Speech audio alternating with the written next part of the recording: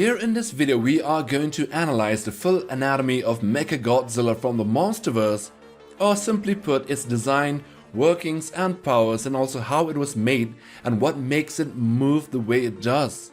This is a mechanical titan that appears in the 2021 Legendary Pictures film Godzilla vs. Kong. It is the second incarnation of Mechagodzilla to appear in an American-made film after the incarnation featured in the film Ready Player One.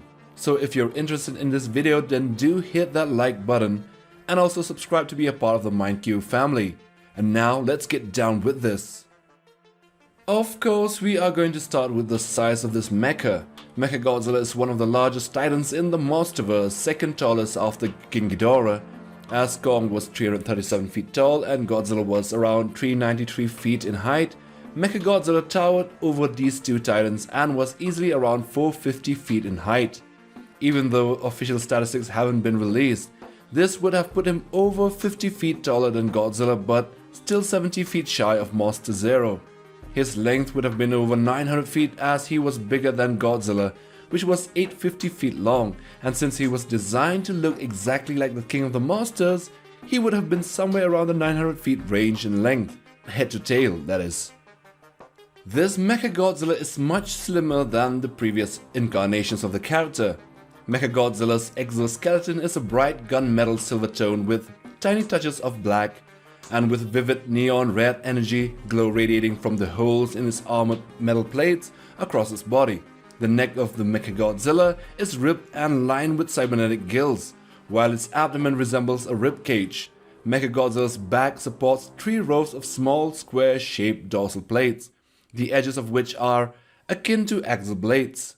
It also has a long segmented tail with a set of small twin blades at the tip which can spin like a drill. The mecha has a very strange but super durable metal alloy that acts as its armor. It would have probably been some new titanium alloy since it was able to walk through buildings unscathed and with no scratches at all. Regarding its arms and legs, Mechagodzilla seems to have very long arms as they are seen to be kinda humanoid in proportion to its body. The legs too looks to be longer in comparison to those of Godzilla. The mech's arms and hands are considerably larger and thicker in comparison to the rest of its body. And the armored plating on its arms and legs are very scary to look at. It has sharp claws that look like claw cranes and with little razor sharp circular saws at the bottom of each finger. And there are also black absorbent pads on the tips. It contains 4 stealth missile launchers hidden under its shoulder pads, and its feet, more specifically its toes, bear a striking resemblance to those of Monster Zero. Now let's look at its head. It resembles that of Godzilla of course, but looks more crude and steampunk in design, with eyes that have a bright glow about them. The reddish glow of the eyes don't seem to be much of use other than for intimidation. We were expecting laser beams to shoot off out of them, but sadly that wasn't the case. It had a robust and rectangular shaped snout with no nose, obviously as it was a robot and it did not need the sense of smell. The mouth has no teeth, but it has metal protrusions and buzzsaws that can cut through titan hides.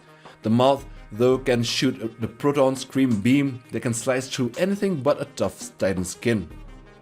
Now that we have explained in detail about the outer body, let's go into the inner workings of the mech, its anatomy. It would be safe to say that the mecha has no internal organs as it has no need for such. Basically, it's just one big nuclear reactor encased inside a weapon system that includes both melee and unconventional weaponry. I think the torso of the Titan is where the main reactor core is placed, just like those of Gypsy Danger in Pacific Rim. So the main reactor core is placed inside its torso, but it also has secondary power units in its shoulders, arms, legs, even the head, and as well as the tail. The power system would also utilize the dorsal plates as capacitors or batteries that can direct energy directly to the proton stream that is situated in the throat of the mecha, and thus allowing the weapon to be shot from the mouth. Now with the upgrade of the Hollow Earth power source, Apex was able to power the robot indefinitely. So how does one even imagine controlling a 450 foot tall mecha with unlimited energy? Of course a human alone would not be able to do it, since it would be equal to subconsciously and consciously be one with the machine.